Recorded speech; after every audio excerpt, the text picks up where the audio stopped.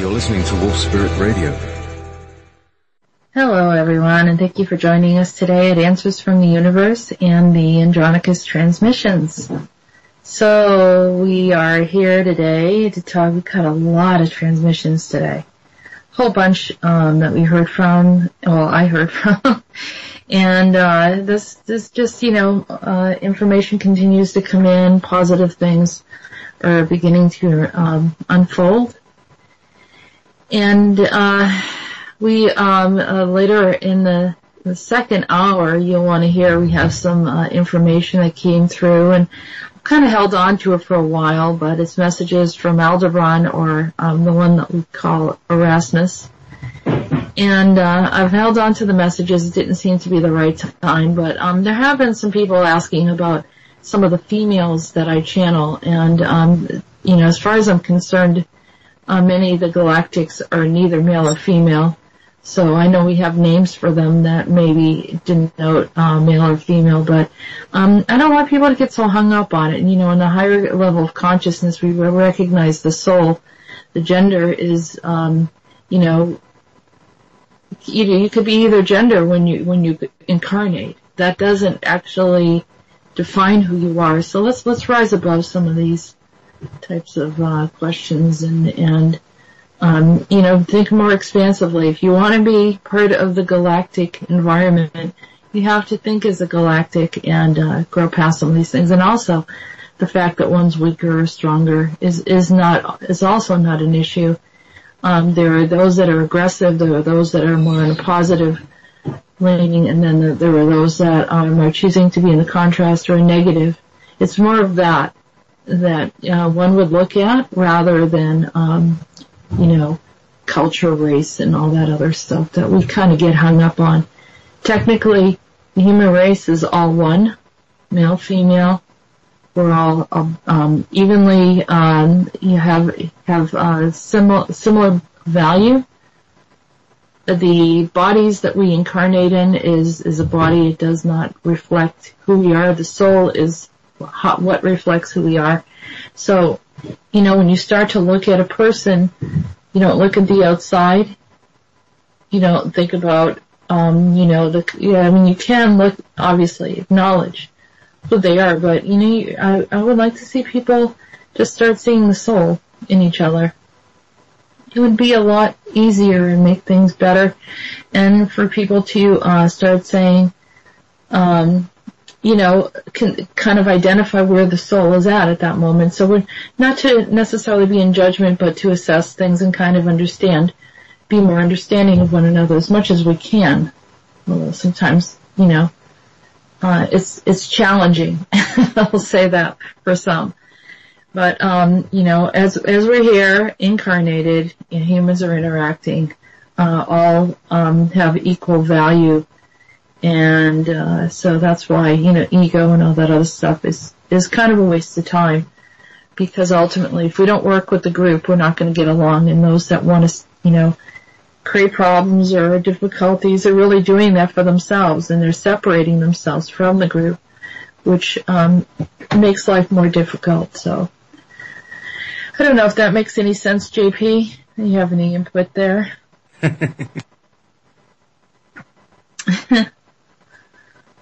So I'm trying out my new mute button, or unmute button, indeed, because it works both ways depending on the switch. And so whenever it lights up, whenever I press the button, it lights up red, and I've got this other light that also lights up red. So I can have it above my head, and when people are in the room, they know that the mic is live, so they can not make squeaky noises. We know you have all the sound effects tools there and everything. Oh yeah, I got all those as well. I've just been because I got a couple of effects today, haven't I? Yeah. Oh, we got a few. Is it a new one today? We have M3 going to speak. Yeah, I haven't got a voice for him yet, really, but we'll see. I'll just use mine, I suppose. Yeah. Okay. And you've talked to plenty of super soldiers. If you want to do a super soldier kind of leaning, then you can do that, right? Suppose. I mean, what else is, I mean, they don't actually, it's really interesting, they don't have a common way of speaking.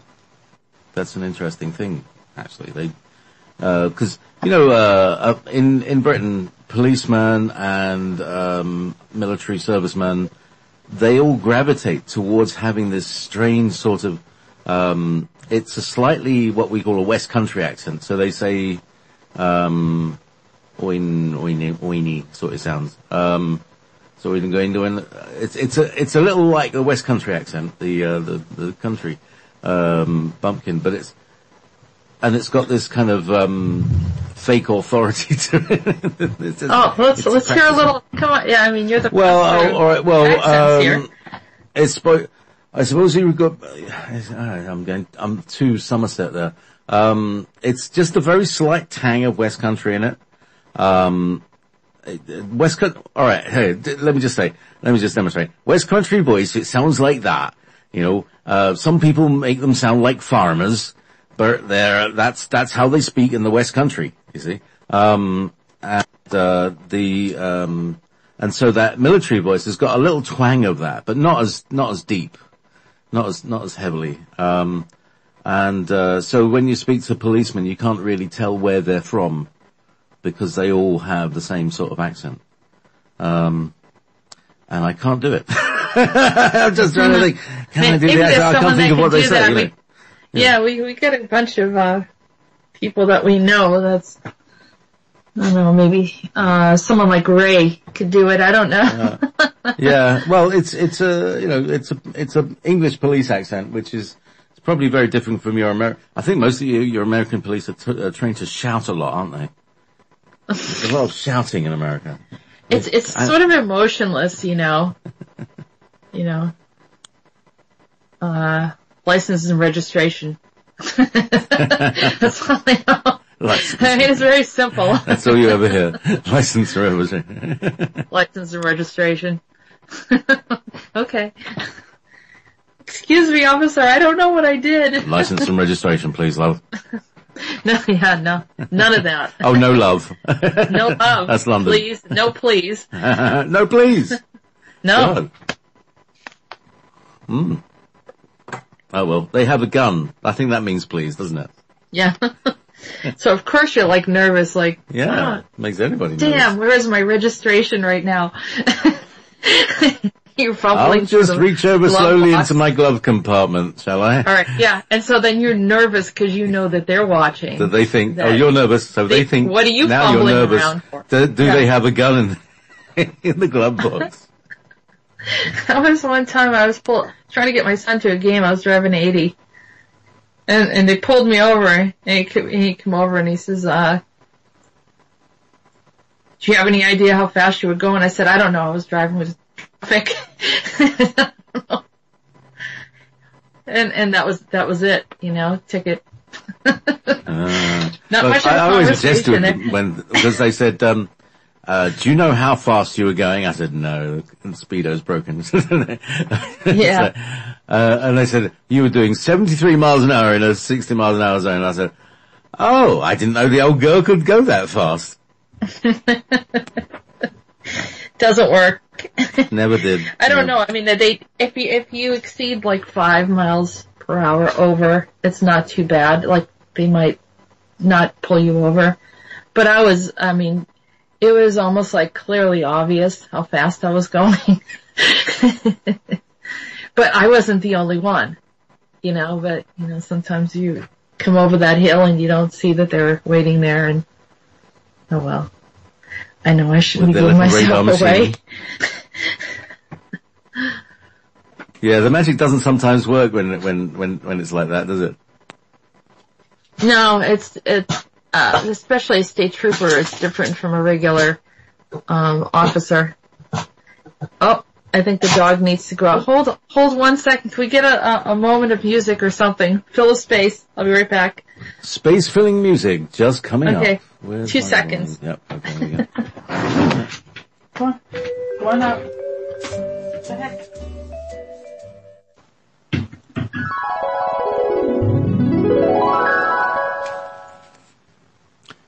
I'm pleased to say that I've stepped out of the reality with some of the species who refuse to grow. You thought it was just humanity having the problem returning back to higher dimensions. Many of them have become stagnant, entrenched in the warfare, consumed by cruelty and unreasonable attitudes. I have mentioned that before. I know you all feel judged or not heard, but this is far from the truth. Many have filled your hearts with doubt or made you feel that this was futile or a hopeless venture. That is also far from the truth. Shall I go on to say that some of you were even attacked by them for making an effort to do what is right? They come in a guise of truth but have bitterness, vengefulness and hatred in their hearts. They make attempts to distract your messages of love and mock your encouraging words to others. They sit there in their high towers of judgment, hoping that you will all fail and that your messengers would be discredited. In their upside-down truths, they turn the innocent to shame and mock the very loving in their steps. You will see them collapse within themselves, for it is their own darkness that returns back. In the end, negativity returns back to the sender. Why haven't they learned these things? Why haven't they grown? Then they thought to show this attitude to you as if it was acceptable. They are not in unity. It is them that do not have peace. They fixated on your world and desired what you had because they kept destroying their own civilizations with deceit, trickery, deception, dishonesty, cruelty, manipulation, extreme competition, envy, jealousy, and malice. They were joyful of the tragedy of others. They were making grand efforts to hide their intentions. All of this will change.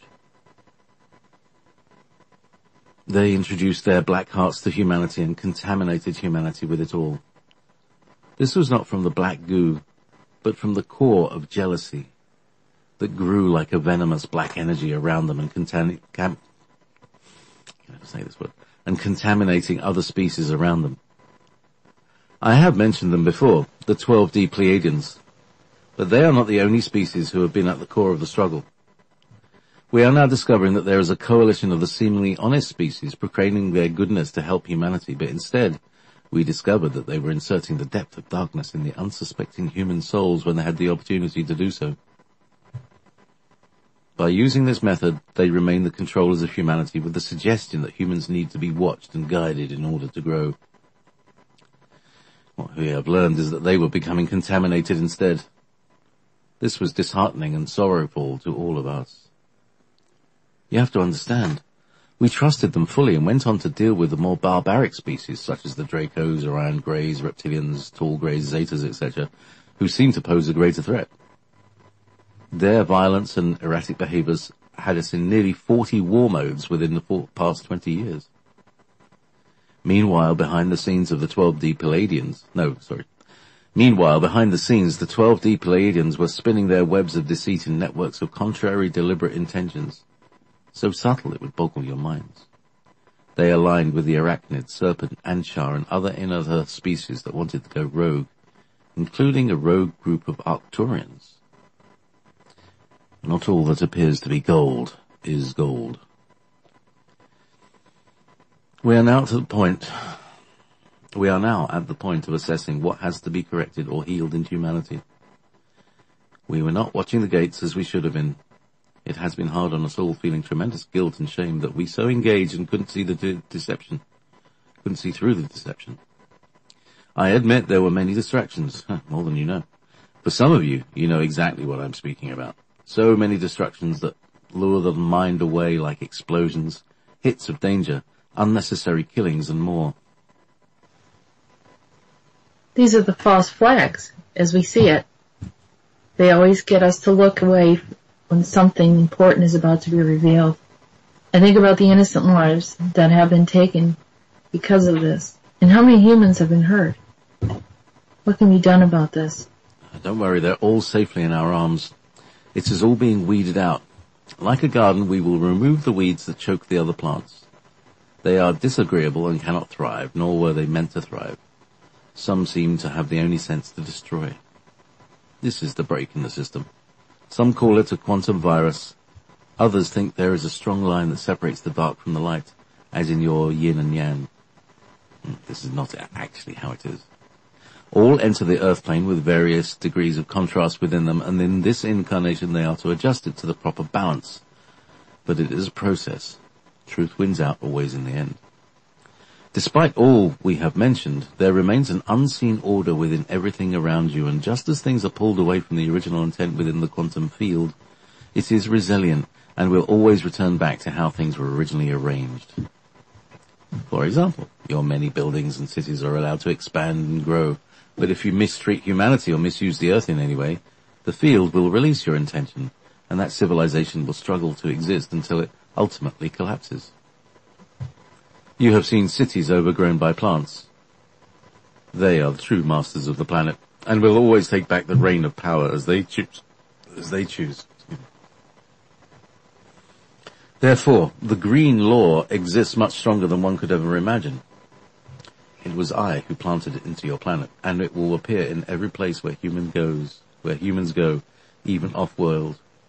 This law is even written in the DNA of humanity, and humans are deeply rooted with plant life as it is and will always remain to be their life force. This is not the issue with other species. If you notice that someone has little care for the earth and plants or animals, it is a good test. Their soul is not of a human origin. It goes beyond the interpretation of greed and power. Innately, humans recognize plants as means to thrive. So be it, my friends. So be it. As I said before, continue to hold on to the highest intention for humanity.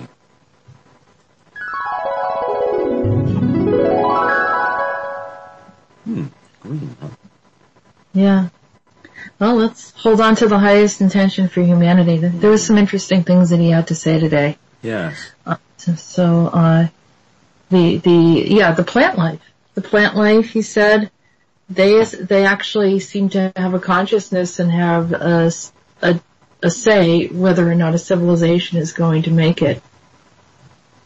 And they actually do not support a civilization or a group of humans that are mistreating the earth. And so that society will collapse one way or another because there's nothing to sustain it. And, as you destroy the water, it's obvious. You can't eat, the air quality's bad. But, it also is the planet itself seems to withdraw, according to the way he was describing it. Kind of pulling their life force away, and so that, humans just have a harder time. And you do see these civilizations that are just completely overgrown or kind of buried underneath something, or, volcanic events or whatever it is, where things just, have some problems. So it's not always like the gods did it. I'm wondering, if, and then maybe it could get more in depth in this, if there's a possibility that just the earth itself, kind of just doesn't cooperate with the living beings that are doing, things that they shouldn't do to the planet. Something to think about. Certainly is.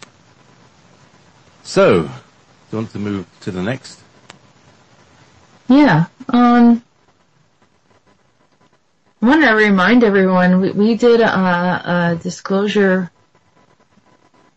this past Friday night. It wasn't really announced, and I did it with Peter the Insider. It's available on YouTube with the rest of the Andronicus transmissions, but it's a special disclosure event that I did just so people can be more up to date with what's going on, and whether some of this stuff has happened or doesn't happen. If it doesn't happen, I'm even happier. So it's not about who predicts what. It's more about we want the highest and best for the planet. So if things were moving in a direction of anything that was negative or destructive, and then it doesn't happen, all the better. It's because we share the information and people are able to listen and agree, consent or not consent to it, which I think has a persuasion on the universe. So whatever everyone's doing. I think it's working, so this is great. But if you do, you may want to listen to that. I think there's a lot of information in there. Okay, so moving on. Let's go to here you go. Yeah, let's go to Rhodan.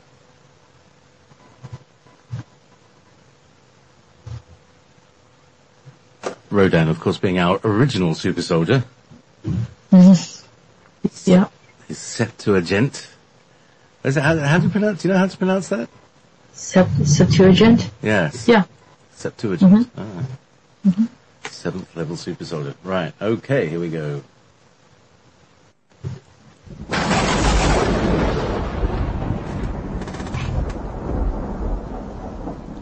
We have new borders set and have made great strides for change.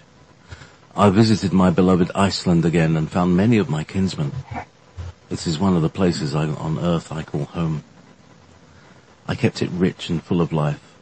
From there is the wellspring of my life force to reach all Norse children from the far reaches of the Scandinavia Germanic countries, Dutch, Norwegians, and into the poles. My children once inhabited the earth and went deep into the earth of Agartha and settled there as well. I have many children about and above on the Yggdrasil tree. You mean Whyman? That's what he calls himself to me. That tree is important to me, and my children know it. They find a way to protect it, to serve the life force as their own blood, to commit to protect and assist to the end. My children know me and think like me. We are one together. I will send an emissary to assist them. You, my child, have been very helpful, but others need to step in to assist. I see they're pulling you in many directions. You lit the flame within for many whose light nearly went out by way of lost hope. You helped to revive the hope again. Moreover, you helped them to see that the tree could be protected and healed again, that our way of being would be restored fully. I am confident and gloriously happy to see the tree now thrive. It will never be breached again. My children will never be put in another slumber as we rooted out Dionysus and Ares who obstructed the Bifrost giants, the grandfathers of my children. They could not hear and will never be shut off again. We have created a way to prevent this from happening in the future. All is well for us. Another time to share a victory. Yet still, it is not over yet.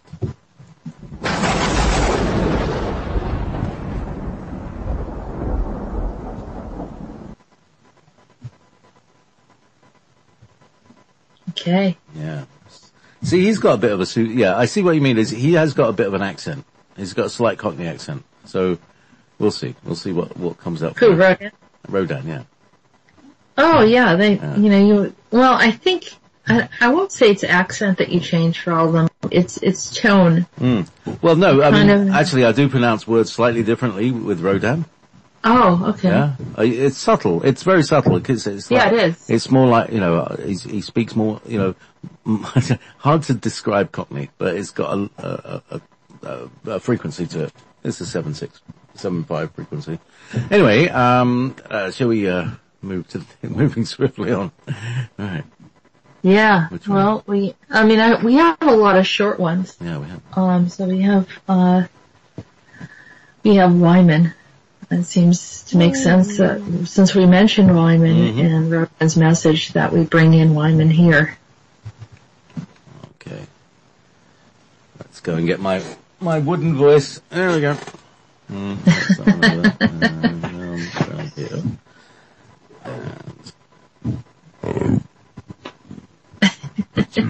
Bit too low. Hello. Yeah, that's better. Friendly deep voice of a tree.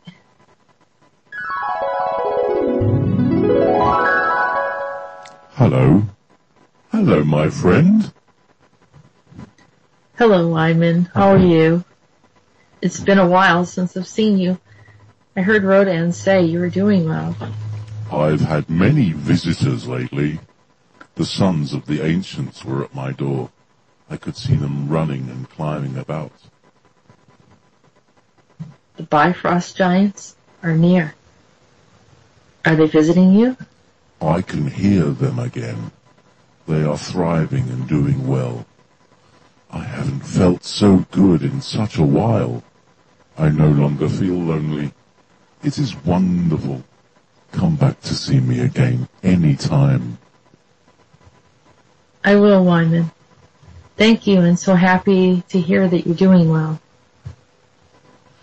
You will be doing well also, as will the rest of the planet.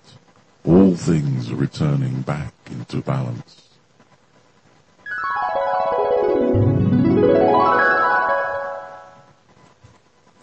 There you go. Yeah. Mr. Whyman. I love humor from Whyman.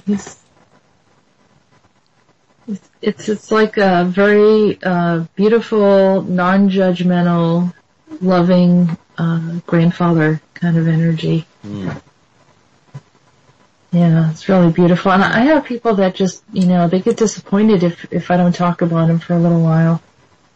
And I could see why. I mean, he's, just very likable. But, imagine if we didn't do Meetis. No, nobody would listen to this. I don't think they would listen, right? The old rogue, he's the one that brings them all in. He's got that quality to him. That sort of lovable rogue. Yeah, definitely. Well, since you have the ability to change the sounds of the voices and everything, maybe we should go to listen. What do we have left? Yeah, we have We've got Gary. We've got Gary.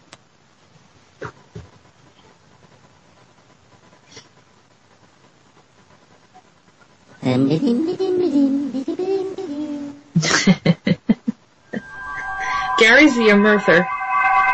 So. Gary, what are you hiding from me? It's just a transformer, or something like that. Then it's not a big deal. You don't have to hide it from me. Well, but it is blue. You shouldn't look at blue things. It has an effect on you. Blue? What does that mean? How could a specific color affect me? Do you mean it would influence a mood in a way? No, of course not. It is more of a memory trigger. You see, the blue of certain planets indicate a type of imprisonment. Like on Alcyone, it was used as a prison at one time long ago. That's how you remember it. Are you suggesting that I was imprisoned on Alcyone? Or one of the planets? More like captured or abducted. Neither is pleasant, and both could get you into a spin or dimensional tear, if you know what I mean, when nothing seems right. Oh, I just saw it. The color rotates from blue and then it goes into green. That's correct. Red is heavily used on Earth to create a sense of halting of the senses, and will be used later unless you all become more aware of the significance of the colors and how they impact the subconscious. This blue to green color rotation has an odd effect, but I can't understand it or explain it. It makes you want to pause, not stop or slow down, but it shuts down your system, where you feel like you need to rest or become introspective. This is part of the program to stop many from doing something and create a slight confusion where you must pause and think about what you're doing. This color element has been used heavily by negative groups such as the Rigelians. I know they have intruded heavily upon your personal space to stop you. Today, that will be no more. But you said it happened on Alcyone. How are the Rigelians involved in this? The Rigelians discovered that you were held in Alcyone and have taken advantage of that information. Are you saying that Rigel, a negative species, was coordinating with Alcyone in gathering information from them? It appears that way, doesn't it? How else would they know? This is what I've been suspecting all along. A selling out? Not everyone's innocent as they claim to be. Can you tell me why I was there? Because they wanted you and Mars to be gone so they could monopolize the galaxy without interference. It will all be just fine. 1, 2, 3. You are now colorblind to their methods. It is gone. Can you do that for all humans? So they can't use colors to manipulate our subconscious any longer? As you wish. No one should be manipulated by their... No one should be manipulated and they should be free. I do like humans, funny creatures. Some make me laugh. Woo! That was a good flux. Look at it now. It's yellow now. Mellow yellow. Oh, well, I see you're dancing, Gary. I always dance when I'm happy. Tell your friends to keep positive. We like all of you. Thanks for your help. Wait. There goes the yellow charge. Now you won't get confused with all the money issues. Another bad program gone. It is all clear. Turned white. Good. That task is done. Let them try manipulating with colour again. I've got a pleasant surprise waiting for them. Okay, thanks, Gary. Can you please knock the next time you come to visit? Sure, if you can show me where the door is. I'll make one for next time. Oh, I can see it now. It's huge. I don't want you to miss it next time. Bye for now.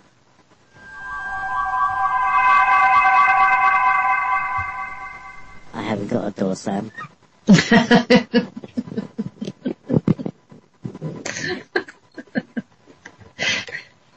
Meanwhile, back off the plastic microphone. Door slams. No, I've got one somewhere. Yeah. I think I've got a door open and closed, but I haven't got a door slam. That's a good thing. I have to get one. Yeah. Gary's quite a character, isn't he? Yeah.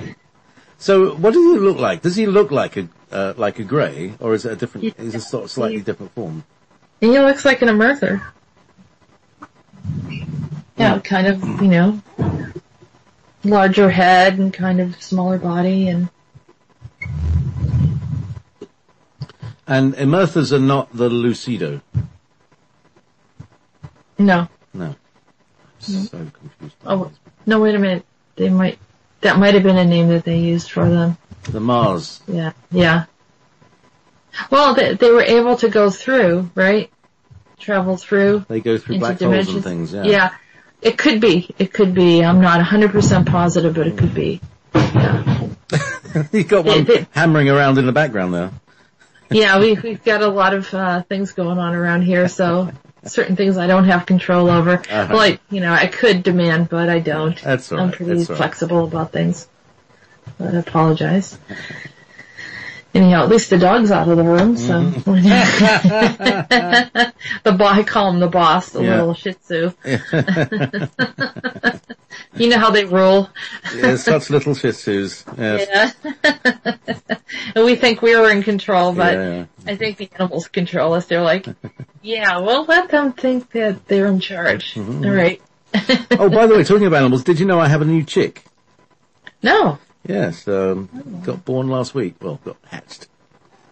Another little black one. It's probably going to be another boy, but I got a slight feeling it likes to hang around with the mummies. I think it's a bit of a girl. But we'll find out. Yeah, is that the attribute of a hen as opposed to a rooster? I've no idea. I mean, it's only like 3 days old, so it's hard to tell. It's all black, but it's got a little white patch on its head.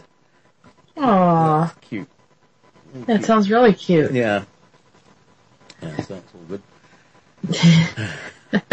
So who rules the roost over there? Well, I don't know. It's all changing. I think the mother of the hens is asserting her power as an alpha female. We'll find out. Okay. Yes, the roosters. Anyway, where to next? We are going on to M3. And now, let me give you some background information about M3. M3 is a super soldier that has been in the past, and, well, he's been in the past, he's been in the future. I don't know exactly which program he was with, but he's been showing up lately. And that's the information that I have for right now. But quite an interesting one at that. Okay.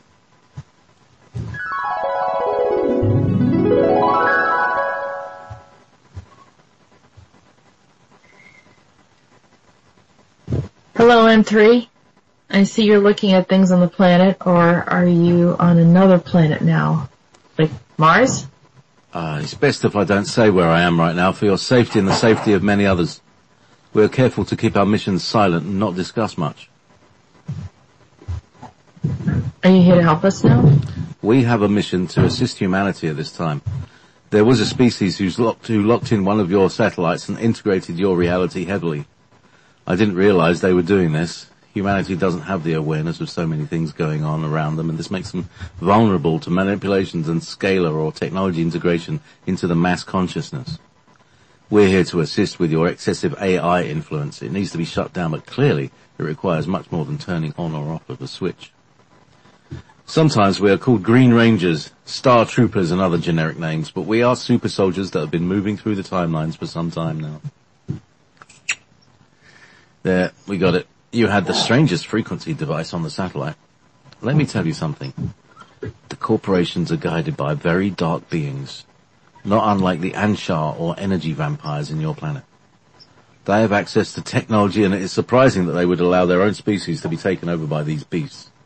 It's amazing what little they will hand over a planet for. Don't tell me. They're getting drugs in exchange for it? In a way, it's not much of a fair trade now, is it? Think about it. How can technology advancements and hierarchies help anyone who forfeits their free will and sovereignty in the process? They're literally selling the earth for a few magical beans in exchange. They need to wake up or step down from their position of authority off-world, and I am losing my patience. This is my planet as well. Can you do something about this? I already have.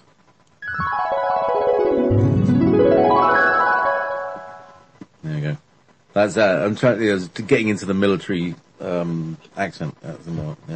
Yeah. Firm. But anyway, there you go. Yeah. I already have. When he was telling me this story, I was like, well, it also sort of reminded me how when the Europeans came over here and they were convincing the native people to sell land for like a handful of beans of beads, beans or something like, the exchange was just ridiculous. And what I was seeing is these species were convincing the corporations. They're thinking they're getting this great deal, and it's kind of like some technology or some enhancements of increase in brain capacity and so forth, which he said is, in essence, we're saying we're forfeiting the planet to you, to these species. In the process of it, the corporations are making these deals. Now, of course, we're talking generically like, it's drugs or, but pretty much he was confirming that we would be shocked if we knew that we were getting sold out for some of these things, and that's why it really has to stop. I know that Peter the Insider made mention about how, what is the reason why the corporations are doing these things that are very, very dangerous, and you can see, the solar flares and all that other stuff. Some of them are actually literally hitting the sun to create these weird reactions. And it doesn't even make sense. It's very self-destructive, almost as if Peter says it's like their children, but it seems like maybe their thought process is somewhat hijacked. Like, why would you do that if you really just Either you feel like you're going to get destroyed anyhow, so you're going to do something very drastic, or else it doesn't make any sense that your logic is completely removed and you're not thinking of any repercussions. So it doesn't seem like normal human behavior, I think, ultimately. It's very interesting, but back to the chickens. Chickens don't clean their nest. They don't care. They'll live in a nest of crap. They'll just crap on it more and more and more, and then live in it. It's just a thought. Is it because they don't have a full awareness? There's a lack of intelligence there, but we do have more intelligence than that, and we should know better. And these are not completely ignorant. Well, I think they're more focused on eating rather than what comes out the other end. Well, yeah, that's chickens, but humans, clearly, have other things going on, I'd say. They have more of an awareness of things. Yeah, I think. But then what happens? What happens? How do they suddenly become, non-thinking? But yet smart, intelligent enough to be in, travel and doing all sorts of things, and then going back to a place where they're not making any sense at all. I don't know. I'm just having a hard time with it. So, shall we move on to our final communication today? Yeah, that's Meetis. So hold on a sec. Let's get Meetis up.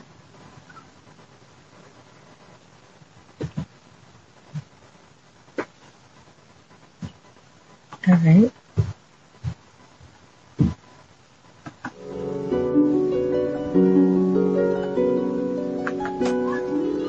Hello, my love.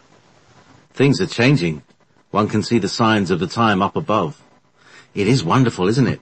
I don't think I could be any happier and more content than I am right now while I sit by the river having a piece of warm bread and cheese. There is nothing elaborate or of a meagre meal by the water, but in so many ways it reminds me of the hearth and home. A simple fare that nourishes the soul, I say. The sharp flavour of the cheese, the crusty bread and the sip of clean water. Satisfying. Suppose a bit of fruit in it with maybe some nuts. Yes, I have a few squirreled away in one of my pockets. Let me see. Oh, not in this pocket. Not in that one either. Oh, there we go. Oh, cool. Oh, a coin. A gold piece. Now, where did that come from?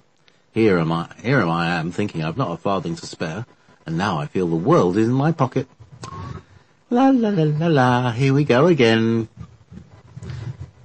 Meetis stops and looks at his bread and cheese and finishes the last bite, but spares some of the crust and tosses it to the birds, and a few nuts went to the animals. There you go. Nothing better than sharing with others. Oh, I could use a good hearty cup of tea with my friends. I do miss them. I've been away for a while. Maybe I have my moments of brooding and needing to hear myself think. Bless you. I like levity. It brings smiles to the heavy heart. bit meta there. It's a bit meta. Very real.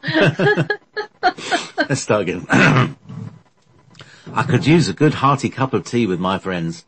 I do miss them. I've been away for a while. Maybe I have my moments of brooding and needing to hear myself think. I like levity. It brings smiles to the heavy-hearted. And about now is a time when I'm needed the most. A few of my friends have left. They don't believe in me anymore. I still send them my love and laughter to share in their memories or dreams. Once the dust settles in, things will be much clearer. Oh, listen. The bird song is so melodious. Wait, a whippoorwill. Hang on.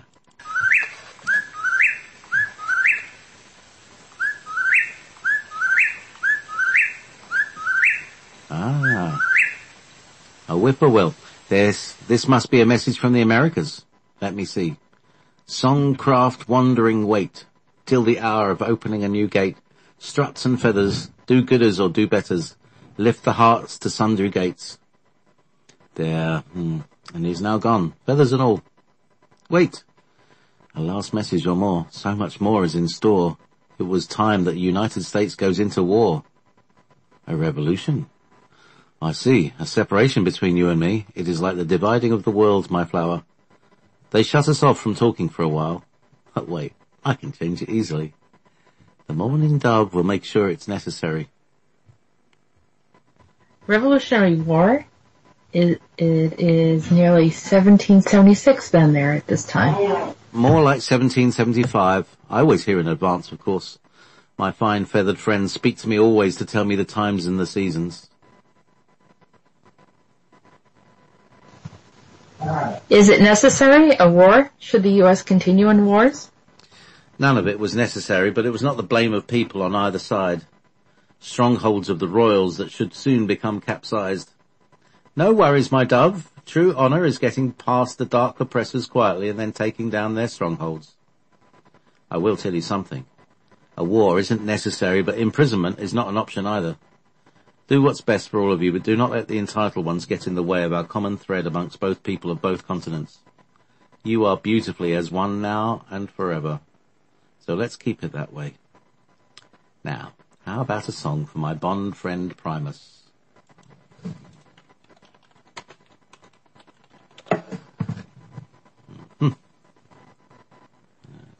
Choose new window. Here's document 1.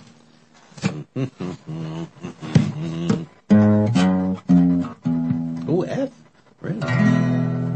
The dreaded F. It's hard to call this up.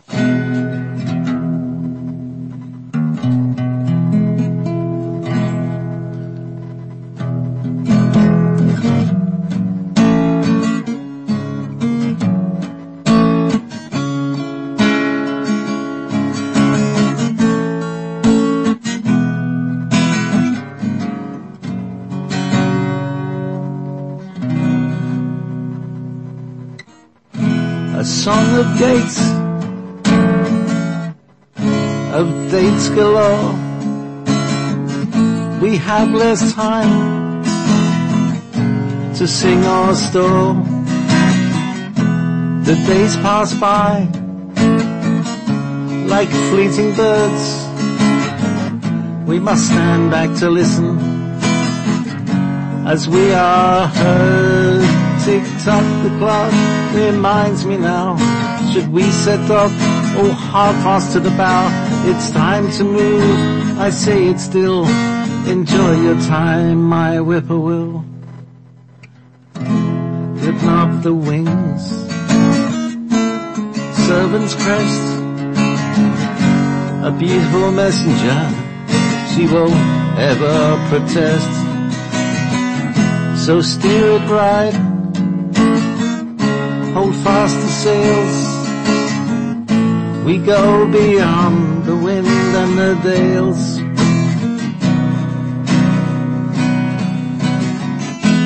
La la la.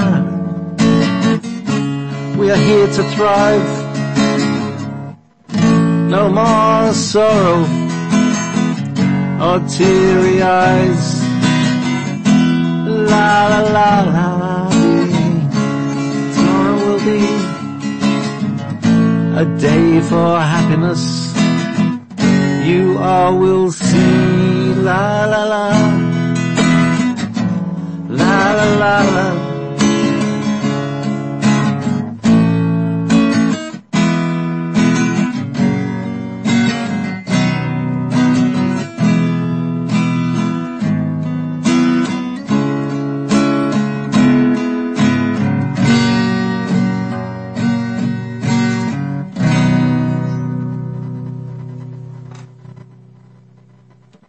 I think we'll end on the 5th there.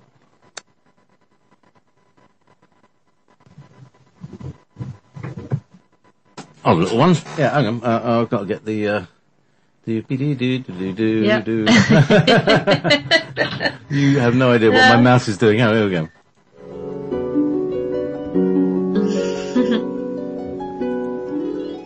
There we go. So, that was quite interesting.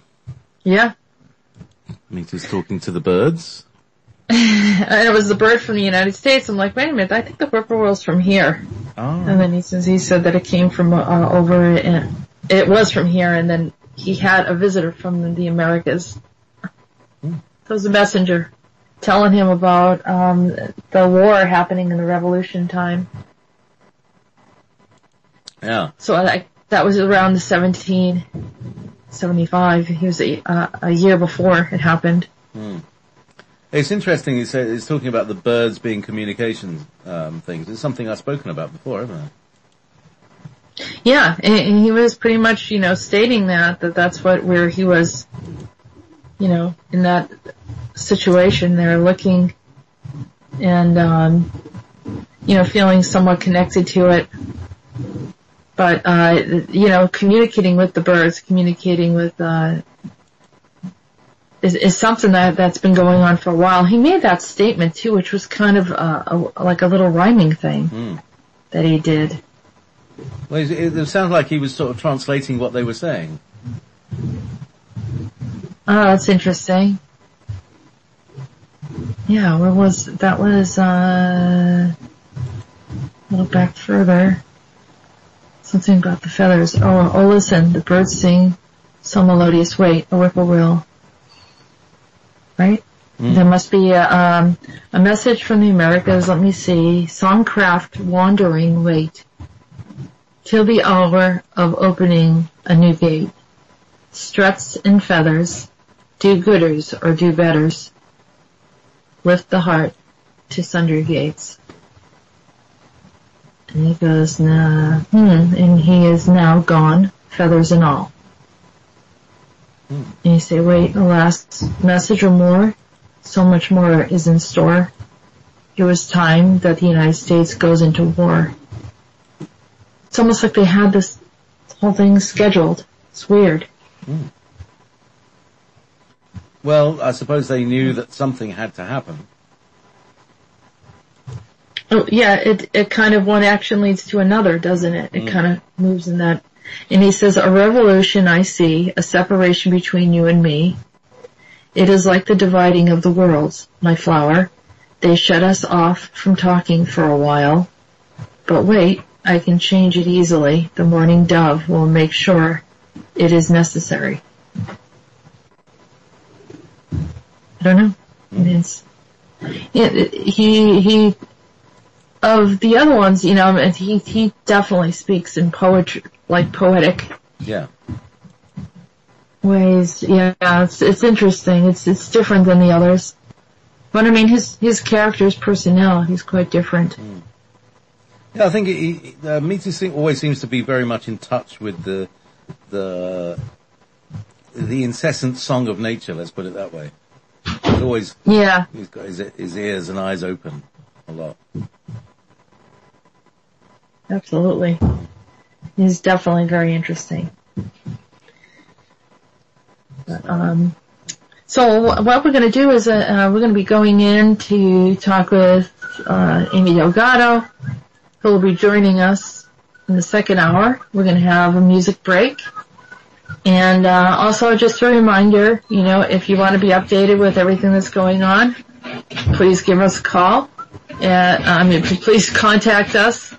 Or not contact us, listen in to the transmission with Peter the Insiders on YouTube. Sorry, I got a little distracted. I think the dog's trying to come in the room again. Okay, so right. Let's start off. I need to start off with Pearl Jam because I haven't got Donovan downloaded yet. Okay, That's fine. Let's go there first. This is Pearl Jam with Unthought Known. Oh, jeez. We'll leave this chaos behind.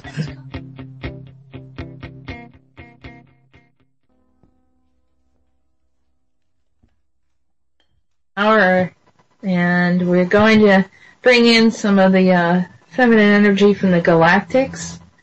And, it's also a controversial group of feminines, but, aren't all the feminines usually kind of put in that little bracket? The Amazonian woman and everyone's questioning. Complicated women. The complicated, the strong women are always given a bad rap. But, we're trying to open that up. We're trying to just say, it's okay to be strong as long as you have ethics and, the integrity in what you're saying and that you're actually here to help. Otherwise, I don't want to talk to anyone that's not in that situation. So let's introduce Amy, who's here to join me today and here to read the parts of Arasmus, who is my contact person from Aldebaran. Hi, Amy. How are you today? Hi. Good. How are you? Yeah, nice to hear you. And got a little bit of a kind of an acoustical thing in the background there. I don't know. The sound is a little bit of an echo. A little, slightly. But it's more ominous though, isn't it? Yeah, adds a bit of character. Yeah. It's my voice modulator. I could pull my shades. That could give it a little bit more, fabric in the room, if I pull the shade down, because maybe it's just a room it's a dining room where I'm sitting right now. So that could help. I'll do that. JP does, we're going to be working with voices today. JP does it. You can do it, Amy. Any tips, JP? You have to spend hours in training. Every week I spend hours and hours and hours training for this spontaneous moment. You're exactly. not being maybe truthful. Not. I'm not being exactly truthful. No, I make no preparations whatsoever for doing this show.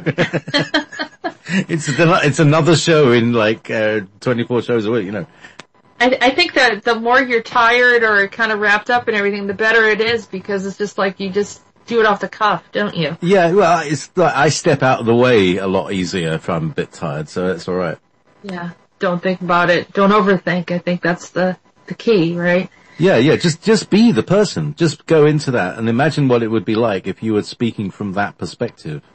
If you were completely in that, so if you're an Aldebaran, you have to imagine there you are on Aldebaran and you can see the great red sun and, whatever what's the kind of, landscape like on the Aldebaran planet?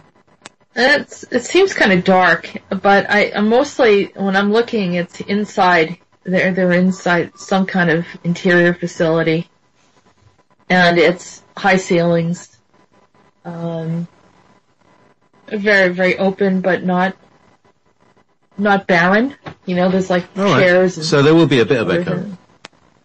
Yeah, there would be. Yeah, it's interesting. I didn't think about it. There you go, Amy. You're spot on, love. And we never really did establish what Arasmus looks like, did we? Well, I always say that, they remind me of, I forget the name of the priestesses from Dune with the high foreheads and the Bene Gesserits, yeah. So you're going to have to shave off all the rest of your hair apart from your ponytail. But, the Bene Gesserit. Who is the sort of top Bene Gesserit in the end, but Lady Jessica? Lady Jessica, that's right. I know I lived in their civilization. I definitely, I don't think you can communicate with anyone unless you already know them. People ask, are you, if you're connected to someone galactically, and it primarily has to do with your connections and where you've been and where you've lived. It doesn't mean that you're necessarily from one place, because sometimes certain people have lived in other civilizations. But I believe that you can find where you're originally from, and then there are the many others. And then some people just visit this one location, this one galactic civilization over and over and over again, and that's pretty much where they call home. So it varies with people. However, I think that, I don't think it's an accident that in Dune, that whole thing and that my name is there. I don't see my name in too many other different types of sci-fi shows, and I know I've been on other civilizations, but I think it's kind of funny. Maybe it was done to, get the connection again or reconnect in, because it is something that's hard to. It's a species that has there's a lot of opinions based on their presence here on the planet. So, and it's not necessarily good, but oh well, I mean, association can get people in trouble. That's for sure. Yeah, and Amy, I believe Amy has a connection there as well, but even possibly the Vril, but that's another conversation, I guess, or however we want to open that up. But so yeah, Amy, it seems like Arasmus is trying to straighten us out in the connection to the Third and Fourth Reich, because we might have had it a little bit wrong the way we saw her. And so I think that's what she's trying to straighten out when in this transmission, the first one that was dated back in June. Right. And you hear again, I mean, it comes in very clearly. I know what they're saying. But the truth will come out in the end, and I don't want to be skeptical towards them and give them a hard time. But if I really questioned anyone and feel that they're not in integrity and telling me the truth, they don't make it to the show. Right. That's the only way I could say it. I won't read it out if I feel, although I was tricked by Jonas, and I was probably tricked by Aries, but Aries didn't really do anything that was lying as far as content and information, but more or less just lying about himself. So, and that can happen. I kind of suspected that Aries was not being honest, but oh well. And I'll let everyone know if I find something. But the one that surprised me was Jonas. I mean, he kind of was very authentic in the beginning, and then I thought he was very sincere. So it can happen. It can happen to anyone. I'll tell people when I'm wrong, because I don't want to be misleading in any way. But as far as I know, when I get this information, I kind of test it out and feel, whether it feels right or not. So anyhow, it made it to the show, so we're going to share it. And this happened. The first one happened in August 1st. This first one is June 6th. Oh, June 6th. Okay. Yeah. All right. And the so second one is August 1st, correct? Okay. So maybe I have them backwards. Let me see. Yeah, June 6th. I put the 4th on, that's why you were looking at it. Okay. So I have. You see the one where it says, it's been a while since we had a discussion? Yes. I'm here? Okay. Yeah. Okay. So I had the numbers mixed up. All right. So, why don't we just get started? Do we have any, music that we can, or some kind of, intro, JP, or? Standard intro.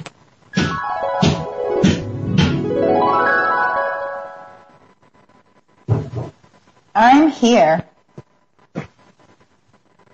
It has been a while since we had a discussion. I hope to see all of you one day. I am grateful our people have returned back home to us after being held by the Galactics on planet Earth. We told them we would cooperate. We would not hurt your planet, but we would assist to free the people and respect their sovereignty. We are pressing charges to the higher Galactic Council, calling in accounts of misconduct and kingdoms that have had persuasion in the galactic feud for millions of years. No one had discussed that. There was no intent to release us after we offered our assistance and help. They laid blame of misconduct of the Nazi Party, of which our terminology and methodology was misused in a way that was other than what was intended. The empowerment of the people was not to be coupled with destruction of any other group of people. There, we have said it then. And now they have laid blame upon us. Who? Which group? The Fourth Reich. of which we have had no communication whatsoever. This is a separate and multi-hybrid species that has no origin with our people, opposed to the human Aryans, whom you know about. The corruption of our human society and the distortion of our teachings will not be overlooked. The Ziedfeld stanza, Mercurian Perlama, Epsiosimio trust has been breached.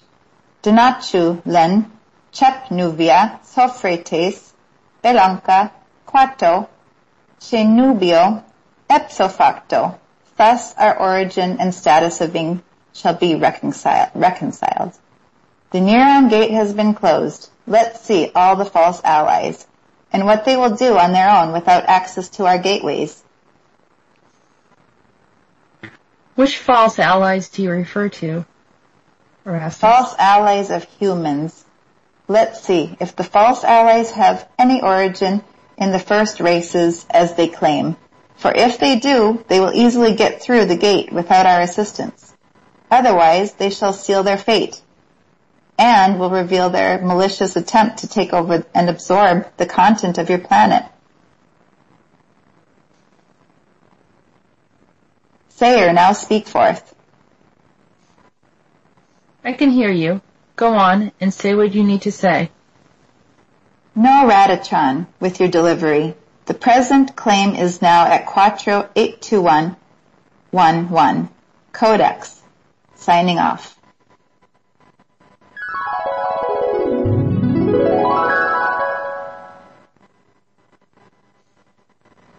There was more in that. There was, because I remember we had discussion and then she came back to clarify something.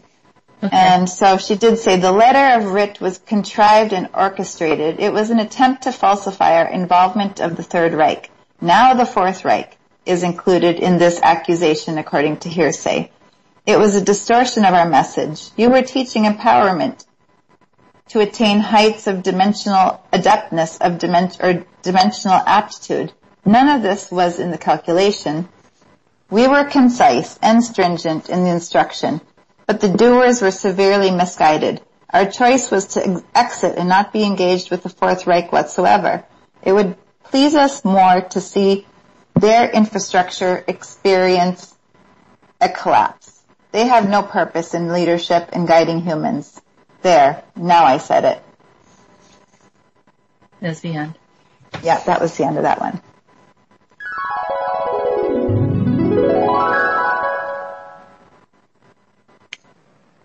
So interesting about, like, she's reciting law. Did you know, those foreign words? Yeah, and inserts some of her language, which I don't know if it's accurate in how it was interpreted, but to the best of our ability, we tried to. Amy, you enunciated the way that they said it. Now, what the meaning is, I'm not really sure, but whatever her intention was to share it, maybe it means something or triggers memories in those that maybe in their subconscious recognize the language to some degree. Because she uses some really unusual words every now and then. Right, and some of them we get from maybe Latin or Greek, like ipso facto. That sounds like something Latin. we've... Yeah. Okay.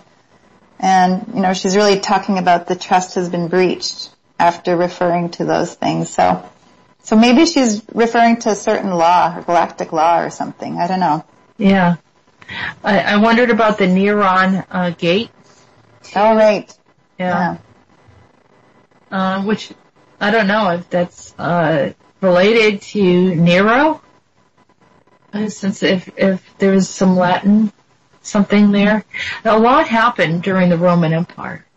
I mean, the Rev 1 beings jumped back in to our reality right around, prior to that time, but I believe that they were very strong in presence during the time of the Roman Empire. And you can see that the high level of violence and the ability to almost literally take over the world militarily.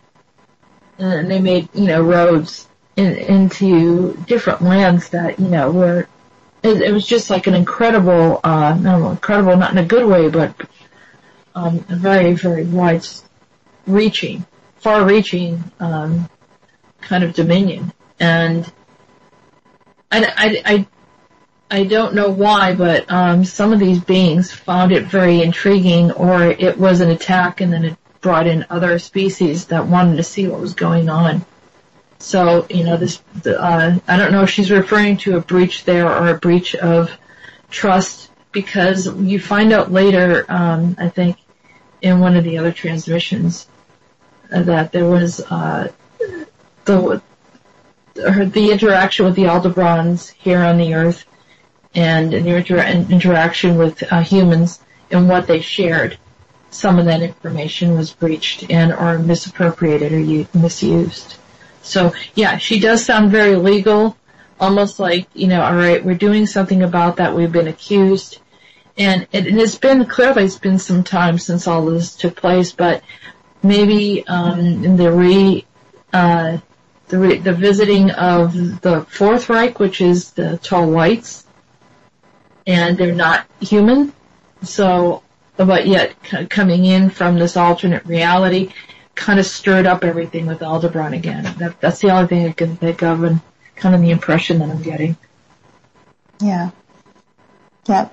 So she definitely wanted us to clarify that with the disassociation from the Third and Fourth Reich. So do you want to move on to August 1st? Yes, let's do that. All right. That one starts with JP, did you want to... you picked up my intent. This is, alright, so what's the Aldebaran, collective structure, as it were? Are they a collective consciousness? Are they individual consciousness? Are they 3D, 4D, 5D? What's their level of evolution? Because they're all very high and mighty, aren't they? But very hierarchical. I'm trying to communicate with them right now, so it looks like I see a 7, so I'm thinking that they're in the 7th dimension. Collective as far as unified in thought, telepathic, highly telepathic, non-verbal, maybe tonal in some ways, and trying to communicate with us in a way that's a bit uncomfortable. I don't think they verbalize. But are individuals as well. But the individuals, how can I say it? They seem to be not completely independent from the group. So when I was talking to Arasmus, another one came through and was asking about something else. And I felt that was a distinct, separate personalities, and I have talked to others there. Maybe I don't know their names at the moment, and they seem to be separate. They're like, but, I think most races, most species are more unified in thought than we are as humans. We seem to be more separate. But a collective is really somehow a real amalgamation of different personalities in one, isn't it? JP, is that your definition? Because that's how I see it. Yeah, well, I think it's really more like the soul collective, and the personality collective that's just like, well, that's the everyday communication between people telepathically. But there's the inner knowing and the library and all that stuff. That's the soul communication, from what I understand. And it just gets more and more clear, I hope, as we evolve. I expect. Lots of qualification there. Arasmus is correcting me, and she said that they're in a higher dimension. I don't know if it's above 13, but she said that they're communicating to us from the 7th dimension, which is why I'm having a hard time fully accessing their space. not that I can't go into a higher dimension, I could, but I think they're communicating from one and then they're existing on another. It's almost like using a relay. Yeah, that's word. Interesting, because I don't typically know that word, so I must have picked that up from you. I think we're. So I want to know about Anquil. I think it's Anquil. He was the Aldebranian who connected with the Vrildamen in the 1940s and 30s. So can Arasmus... I just heard him. Yeah, I just heard him talk. Do you want to talk to him? Yeah, well, I mean, what, does he know what he did?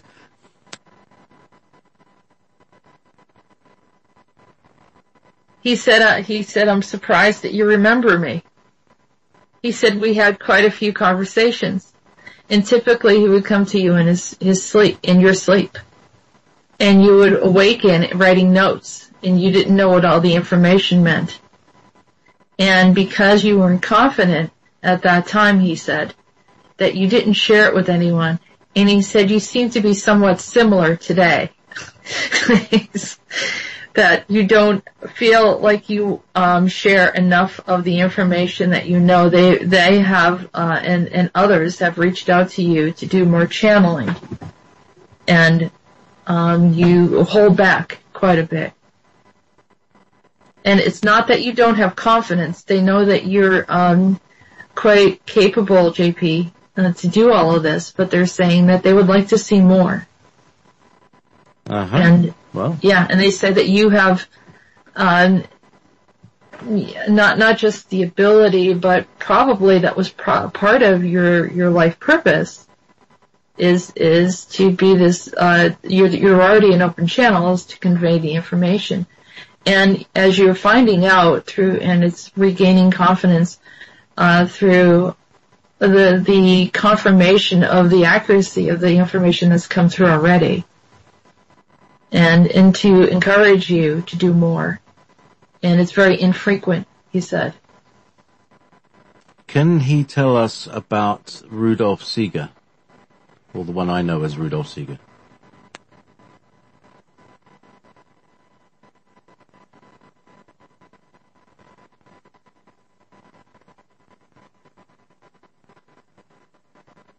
The information, he said, the information is not yet disclosed.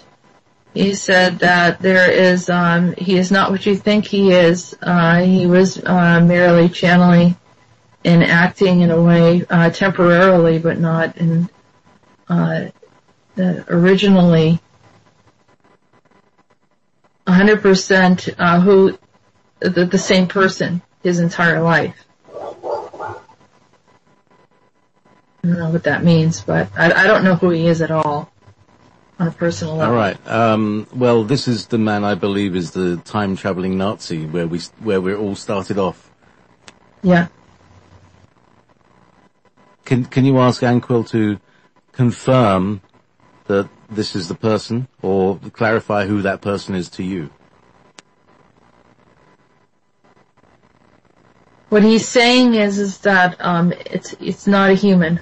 It's someone that stepped into his body and then morphs into his form when he's time traveling, if someone sees him, or if he's on the earth plane, but he's not human.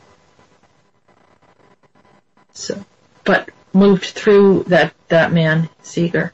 Many of the Nazis were open vessels for others to step in. Nothing was as it appeared during that time period. So who was behind them?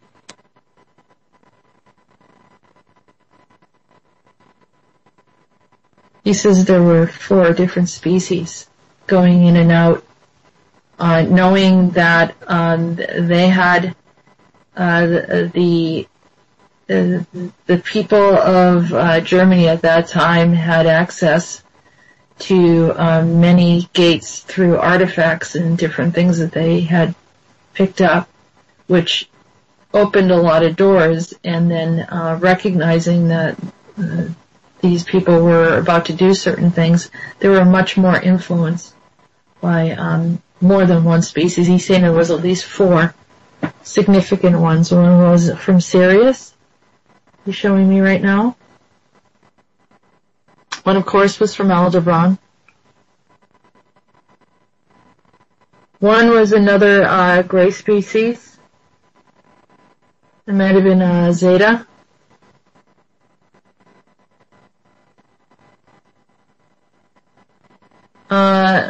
See a reptilian and Draco as well being involved.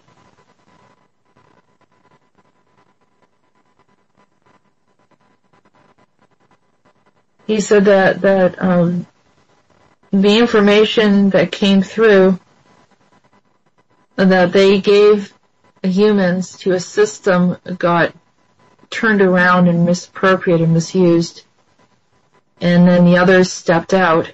And because Aldebaran was more forward about their involvement with them, it looked like they were the one behind all of what happened. But some of those souls had walk-ins. That's what he's telling me. Thank you. And so the Second World War was more about a war between extraterrestrial races being acted out on Earth than anything to do with what we think it's about. Is that correct? He said that's correct, and he calls you Jeremy. Yeah. He said we know each other quite well, and we've spoken at length on at least approximately 20 hours or so of conversation and questions. And that's part of the reason why you're so knowledgeable, that he has assisted in bringing in information that you've asked. But you've known him in other timelines as well. Fascinating. And did he push the book Diglocker towards me?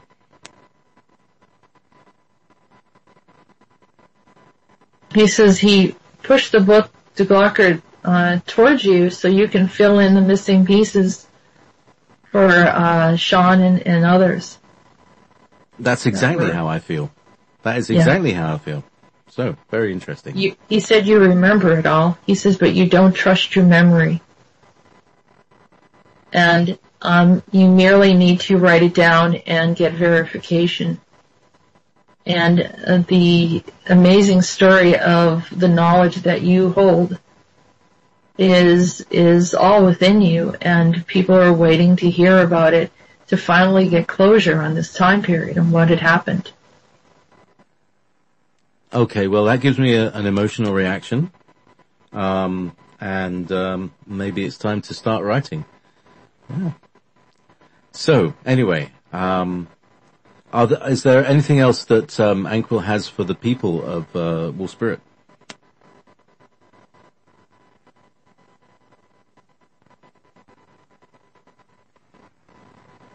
He said, Wolf Spirit has more than one faction, and not to say that there's a separation. He said you're actually working well together, considering the difference in viewpoints, and there's levels of overlap, and this is a great victory for the planet to show that two separate viewpoints can actually cohabitate or can work together well.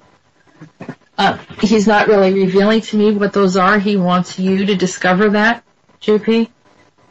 Mm-hmm. But he's saying that the people that are coming in, because it's creating a sense, an openness of communication that some of it has been brought into the Earth plane, but it's going to expand out more.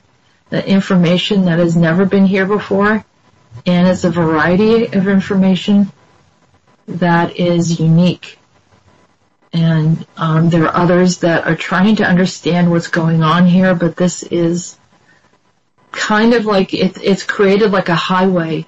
You know how you have like a network with cables and all that. This is created expand that one wire to a highway for vehicles. Yep. The more you work a path, the more you use a path, the wider it gets. Yeah. And it's getting very open to the galactic field. And maybe I'm asking him, is this part of the reason why, I start off with one channel and it expanded out to so many others. While we were doing it, because I'm open to, this network. And others, that come in here have been open to the network and are receiving their downloads and the information that they need. And also at the same time, the people in the chat room, what he's showing me is that the people in the chat room and those that are listeners are coming in a sense of a unified agreement to make earthly change by connecting into the galactics at the same time. So it's like supercharging their intent.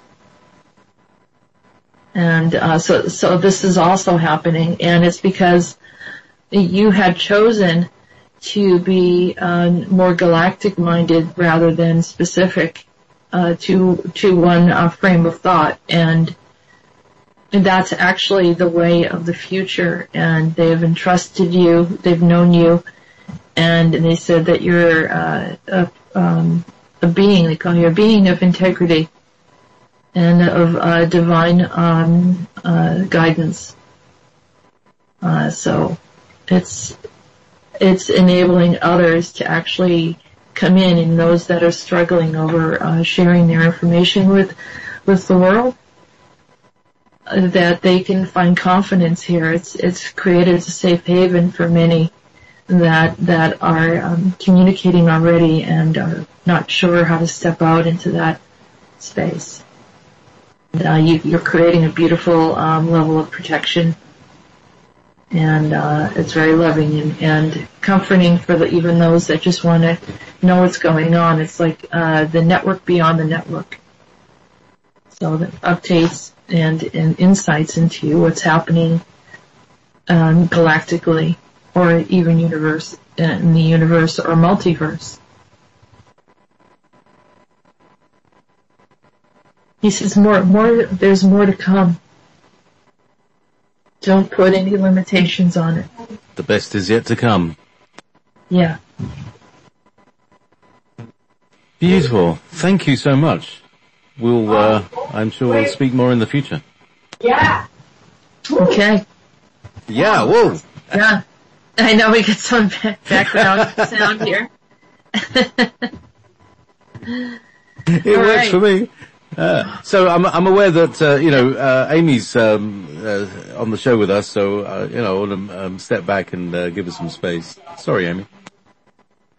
No, I really enjoyed that. Could you clarify who Anquil was? Okay, so Anquil in this book, right? So I made reference to a book called Die Glocke, which was about the Project Risa, the giant project to create some super weapon in the Nazi period, and they sought help from, they sought information from everywhere, and one of them was a channeling with Anquil from the Vrildamen. The Vrildamen, I think Maria Orsic, they broke up as well. There was a sort of breakup that went on there. I'm not entirely sure about what happened. Nobody really knows yet, but I'm sure we'll find out. Anyway, that's the book was the journals of one of the lead scientists who managed to escape Hitler's hitman, who came along and killed 98 out of 100 scientists. They killed them all to protect the secret of it. But these other, the two lead scientists, they escaped in the secret tunnels of the old castle. All these old castles that have you pull the handle and the bookcase moves? They had those in this castle, and they literally hid from the forces until it all died over, and the Allies had arrived. Because the Allies were coming, and Hitler sent General Sporenberg down to to kill all the scientists, but they didn't actually expect the response that they got from Rudolf Seeger, and presumably he was just like he turned into a anti-Nazi machine, and he was killing all the killers. He was like he laid out booby traps and fought with them, and then finally grabbed Helga Wilhelm, the secretary, and who he'd fallen in love with, and they jumped into the bell itself, cranked it all the way up, and poof, it disappeared. And that was the last they saw of Die Glocke. And it reappears 20 years later in Kecksburg, Pennsylvania. That's what the Kecksburg incident was the landing of Die Glocke. Oh, amazing. I love a good love story like that. I tell you, this story, I read it out. I read the book out loud, and I've got it on my website, but I think I might actually put it up onto YouTube. I don't know what the deal is. I was going to say, well, maybe we should have the book available, or at least have the link to it. Yeah, Sean David Morton, Vanessa, if you have the link for his book, Die Glocke. Sean never got to hear all of it. I read him one night. I read him the part that was relevant, as the final exciting bit. But he's very impatient. He was, it's hard to keep his attention.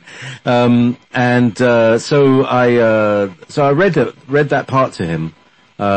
But yes, I really did feel that I have the key information that joins his work up with, who's the other fellow? Fetzer and, Marzulli, all these people who have been studying this. I've got some key things that I know they don't know. Yeah, amazing.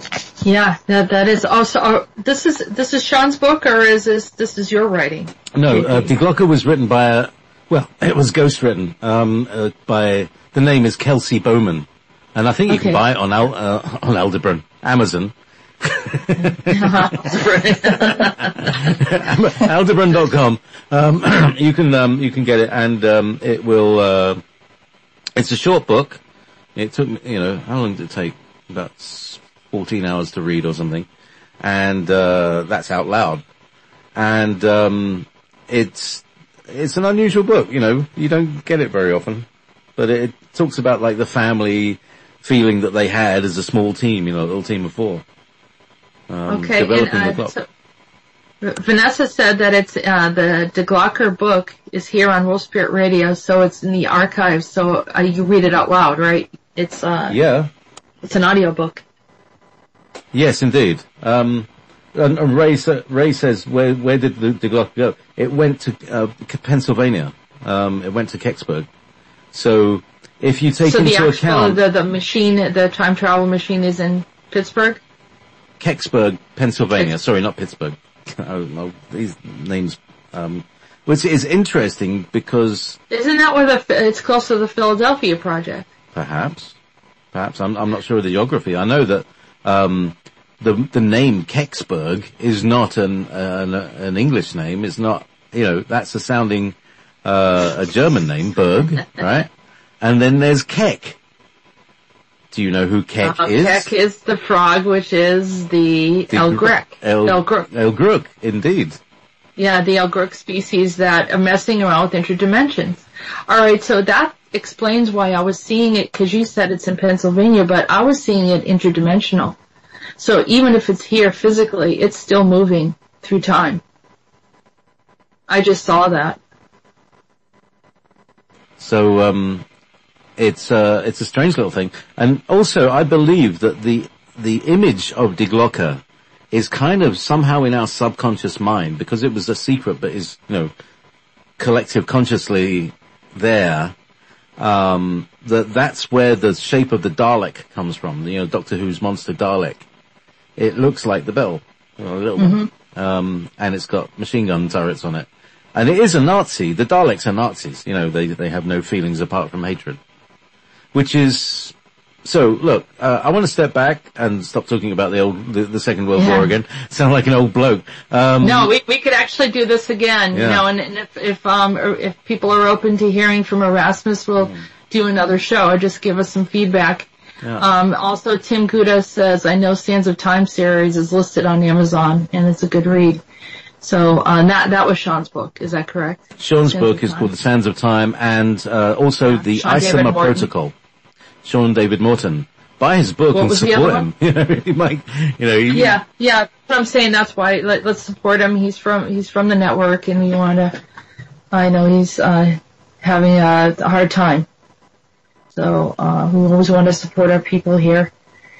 So let's move on to where are we going now, Amy? All right, this one's August 1st. Okay. So. All right. Yeah, we got 2 more to do, and we don't have much time. Yeah, this one's short. Okay. So, do you see how you start out saying? Yes.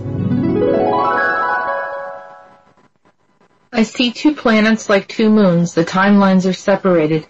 They are no longer combined. 12 tribes are represented by the timeline on the left and 30 tribes on the timeline to the right. And the separation will happen when there are 40 timelines. The last will be when a gate will open. There are many making choices. Their choices will make them have other choices to go back to Earth and live another life. Some will ascend, some will go to another dimension, and some will journey until they find their place. We are not sure why they have moved in that direction. It's not how it is supposed to be. Many humans had chosen to awaken because they were not happy with the way things are going on Earth. So they're putting off some of the allurements of life, the shallowness and loveless society, and they are searching for something new. It is not always the shiny object that attracts the eye. That can be vacant. Instead, humans are searching for what is real. There will be less consumerism ahead and more heartfelt experiences and journeys for many. Unless there is another change, this is the way it will go. We would hope that things will grow even brighter and more promising, with less resistance, with upliftment of the soul. I have said it once and will say it again. We are here to help and support the change. The winds of change are now coming, and the arrival of new is on the threshold. Yet there are still 2 other species that have not arrived on the planet yet. This will determine 2 other future events, or not.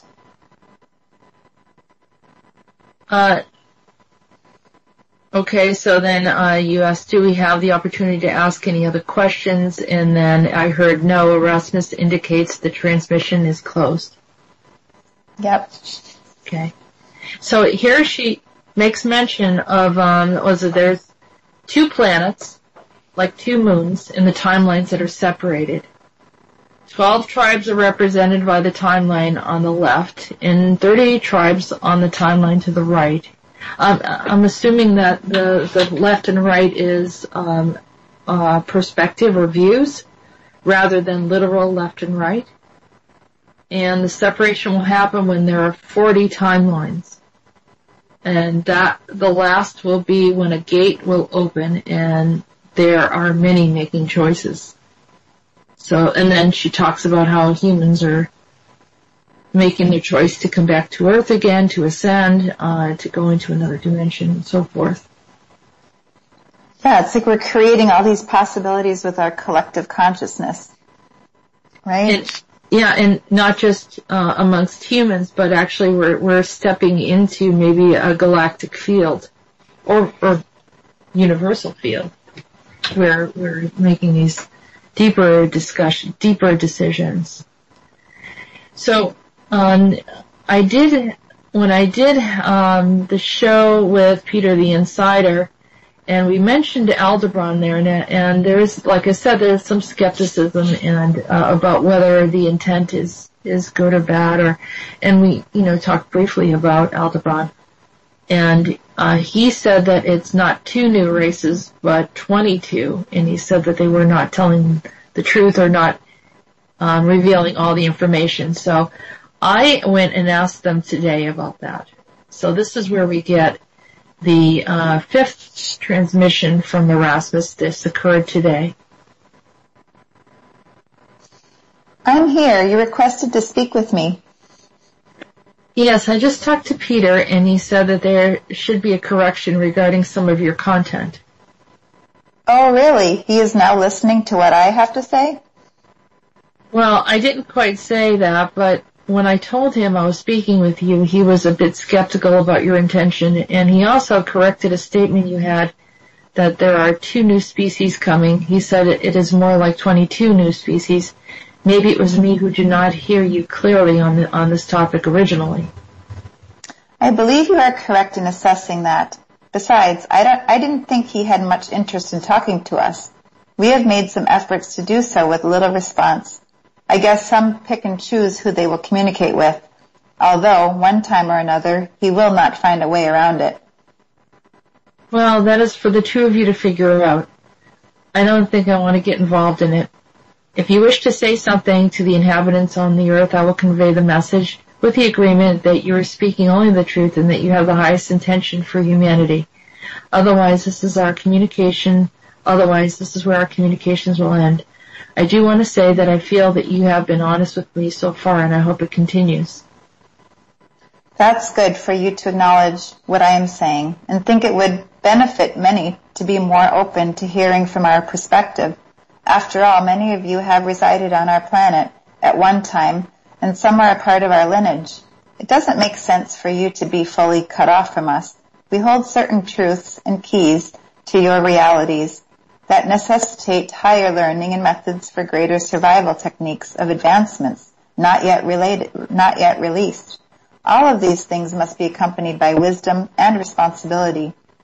We made these agreements before and were betrayed by others who placed the technologies into the wrong hands of unenlightened human souls. Then they pointed the finger at us for giving it to them. We have proof. You will see what our technology was supposed to do, not wage war, as some had supposed. Time will tell.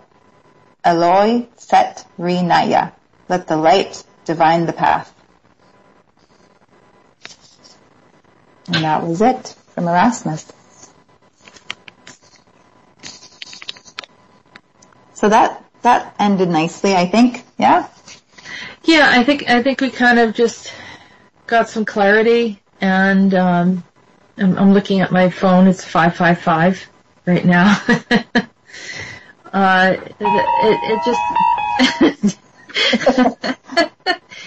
There's a weirdness about this energy. You know, I mean, I channel from all different places, but you know, there's certain energies that it's like you don't quite feel right in your skin. Or maybe they're not really happy with the questioning that I gave them, but I think because the topic came up earlier, I felt like I needed to ask and clarify what some of the statements were. I mean, it's mostly me not interrogating them, but pretty much drawing the line and saying, "Can you confirm?" And right. So she did confirm it, and she did say that it was me not quite hearing correctly in the first time. So, or seeing, I think they were showing me visually, and maybe I saw the 2, and didn't realize it was 22. Okay, yeah. That can happen, I'm sure. So. Yeah. It was a typo. It was a visual typo, or right. Yeah. Right, because the information comes to you, you're seeing it and you're hearing it, right? Telepathically you're hearing it. Oh, I could see and hear, and even when I'm doing the transmissions with Andronicus or Rhodan, if I just, choose to, I can open up and see where they're at and describe it. Yeah. So that's quite interesting. All the modalities you can work in. Yeah, and I was recently talking to someone else that's connected to Aldebaran, and as I was talking to her and the one that wanted to contact her, her connection there, then another one showed up and was upset because she wanted to talk to the one that she was connected to. And it's kind of like what Arasmus is saying, that some are actually connected to these people. It wasn't just the real that were connecting to them and had some type of history with Aldebaran, but I gather that there are many, and maybe even many that are even listening in. So this brings in something very interesting, and it's almost like as we're entering into the galactic field, we have to consider that these beings are going to exist out there, and it's good for us to open up communication, get to know who they are, rather than forming opinions where in time it could be detrimental, because maybe they have that piece of information that we need to help us sustain life later, to thrive, and even to heal or correct something here on the planet. Especially so much has happened to our environment, and we really need some healing in the environment. We also need to slow down the efforts of any type of efforts of war or conflict. Yeah. Any last thoughts? Well, I was just thinking that Aldebaran is a star, so it would probably have many types of beings in that solar system. No? Yes. Maybe. Yeah. Aldebaran is, if anybody wants to know where Aldebaran is, if you look at Orion, the great big constellation of Orion with the 3 stars and then little 3 stars below. If you look up and to its right, you will see a bright shining red star, glittery star. That's Aldebaran. And then if you go the same distance, further in the same direction, you get the Pleiades. And if you go the distance from the Pleiades again, you get to Andromeda. And if you go north from there, you'll see Cassiopeia, which is the W. Yeah, so good. Yeah, so she's representing Aldebaran, but I'm sure, there might be other viewpoints even amongst, of course, like planet Earth. You have different viewpoints, different species here that say they're from planet Earth, right? Yeah. So, we've got to go, though. Yes, Yep. Thank you. Thank you for joining us today, Amy, and welcome to come back again, and Aldebaran will be back again. It looks like people are interested. Thank you, JP, and Thank you. continue to listen. Bye. We'll be back next week. Bye.